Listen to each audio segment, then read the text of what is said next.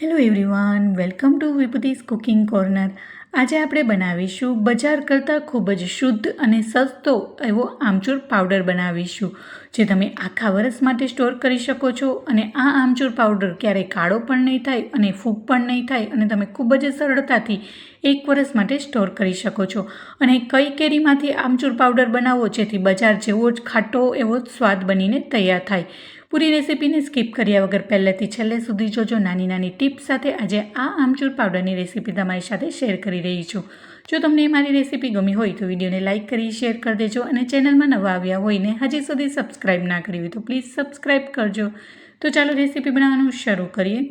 ખૂબ જ સરળ અને ખૂબ જ શુદ્ધ એવો ઘરે આમચૂર પાવડર બનાવવું ખૂબ જ સરળ છે.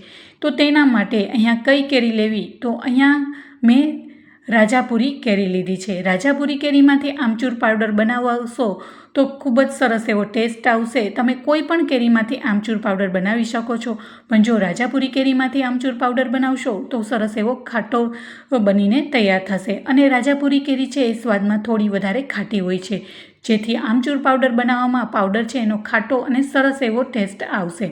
તો અહીંયા મેં 3 નંગ જેટલી રાજાપુરી કેરી લીધી છે, અને વજનમાં જોઈએ તો અહીંયા 1 કિલો કેરી લીધી છે. હવે કેરીને મેં ખૂબ જ સારી રીતના 2 થી 3 વખત પાણીથી ધોઈ લીધી છે. હવે છાલ ઉતારવાના ચાકુની મદદથી એની છાલને આપણે ઇઝીલી કાઢી લઈશું. અને તમે આ આમચૂર પાવડરની 1 વર્ષ માટે ખૂબ જ સરળતાથી કાચની એરટાઇટ બરણીમાં સ્ટોર કરી અને ફ્રીઝમાં રાખી દેશો તો તમે 1 વર્ષ સુધી આ પાવડરમાં કાંઈ નહીં થાય અને કાળો પણ નહીં થાય. તો તમે જોઈ શકો છો, આવી જ રીતના બધી જ કેરીમાંથી હું છાલને દૂર કરી લઈશ. તો હવે તમે જોઈ શકો છો, મસ્ત એવી 3 કેરીમાંથી છાલને મેં દૂર કરી લીધી છે. અને હું તમને 3 રીતથી બતાવીશ કે કેવી રીતના એને ખમણીને રાખવું કે અથવા તો સ્લાઇસ કરીને, જેથી સરળથી સુકાઈ જાય અને ઇઝીલી આમચૂર પાવડર ફટાફટ બનીને તૈયાર થઈ જાય. તો પહેલી મેથડ છે, જે તમને છાલ ઉતારવાનું ચાકુ હોય તેનાથી તમે આવી રીતના સ્લાઇસની જેમ કરીને બી તમે આવી રીતના તડકામાં સૂકવી શકો છો. એકદમ પતલી સ્લાઇસ બનીને તૈયાર થશે. અને બીજી રીત બતાવું તો આવી રીતના પિલ્લરની મદદથી તમે આવી રીતના પતલી પતલી સ્લાઇસ કરીને બી તમે સૂકવી શકો છો.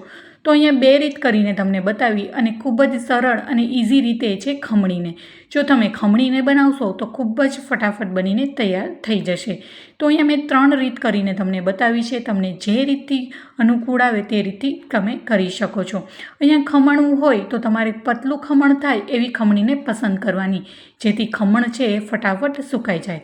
તો હું ખમણીને મદદથી જ આ બધી કેરીને હું ખમણી લઈશ, જેથી ફટાફટ બનીને તૈયાર થઈ જશે. થોડી એવી ખમણવામાં મહેનત લાગશે, પણ આમચૂર પાવડર છે તમારો ફટાફટ બનીને તૈયાર થશે અને સૂકવવામાં એવો ઝાઝો પણ સમય નહીં લાગે. તો આવી જ રીતના બધી જ કેરીને હું એકદમ ઝીણા ખમણની મદદથી ખમણી લઈશ. જેમ ઝીણું ખમણી હશે એમ તમારું કેરી છે, કેરીનું ખમણ છે એ ફટાફટ સુકાઈ જશે.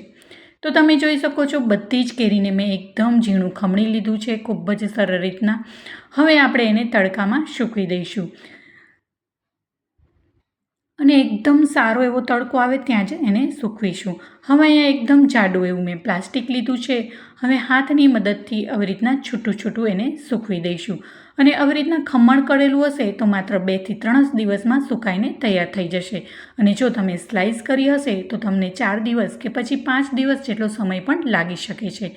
તો બની શકે તો તમે જો આવી રીતના ખમણીને કરશો તો ફટાફટ આમચૂર પાવડર બનીને તૈયાર થઈ જશે અને ફટાફટ સુકાઈ પણ જશે. અને દિવસમાં 1 વખત આવી રીતના એને હાથ ફેરવી લેવાનો, એટલે કે જલ્દી બંને સાઈડ સુકાઈ જશે. તો તમે જોઈ શકો છો, આવી જ રીતના બધું જ છૂટું છૂટું ખમણને મેં સૂકવી દીધું. હવે બધું જ ખમણને મેં સૂકવી દીધું છે. હવે એને 3 દિવસ જેટલો સમય લાગશે.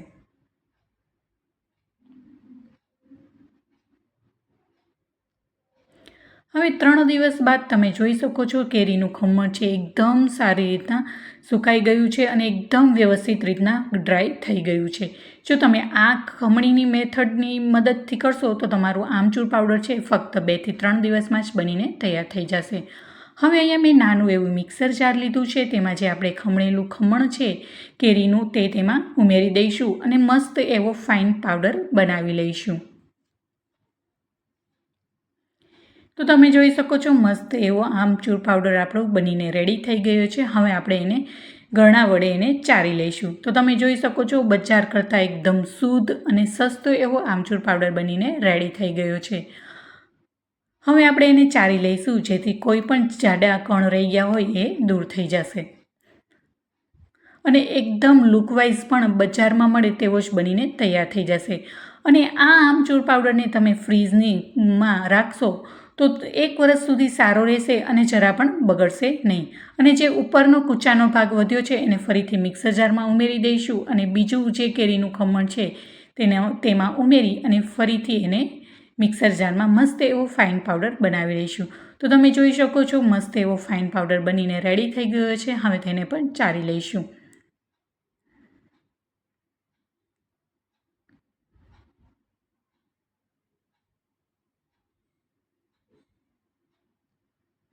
તો તમે જોઈ શકો છો મસ્ત બજાર કરતાં પણ ચોખ્ખો એવો આમચૂર પાવડર બનીને તૈયાર થઈ ગયો છે.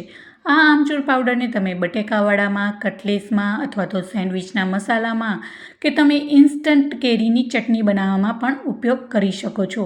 આ એક આમચૂર પાવડરમાંથી તમે ઘણું બધું બનાવી શકો છો. હવે અહીંયા મેં કાચની એરટાઇટ બરણી લીધી છે. હવે તેમાં ભરી દઈશું અને એરટાઇટ બરણીમાં ભરી અને ફ્રીઝમાં તમે 1 વર્ષ માટે ખૂબ જ સરળતાથી સ્ટોર કરી શકો છો. તો તમે જોઈ શકો છો બજાર કરતાં ખૂબ જ શુદ્ધ એવો ભેળસેળ વગરનો આમચૂર પાવડર બનીને તૈયાર થઈ ગયો છે. તો કેવી લાગી મારી આજની આ આમચૂર પાવડરની રેસીપી મને કોમેન્ટ્સમાં જરૂરથી જણાવજો. જો તમને મારી આ રેસીપી ગમી હોય તો વિડીયોને લાઇક કરી શેર કરી દેજો. ને મારી ચેનલમાં નવા આવ્યા હોય ને હજી સુધી મારી ચેનલને સબસ્ક્રાઈબ ના કરી હોય તો પ્લીઝ સબસ્ક્રાઈબ કરજો. ને બાજુમાં આવેલું બેલ આઇકન બટનને પ્રેસ કરજો જેથી આવનારી નવી રેસીપીના નોટિફિકેશન સૌથી પહેલાં તમારા સુધી મળી રહે. ફરી મળીશું એક નવી જ રેસીપી સાથે અને એક નવા જ સ્વાદ સાથે.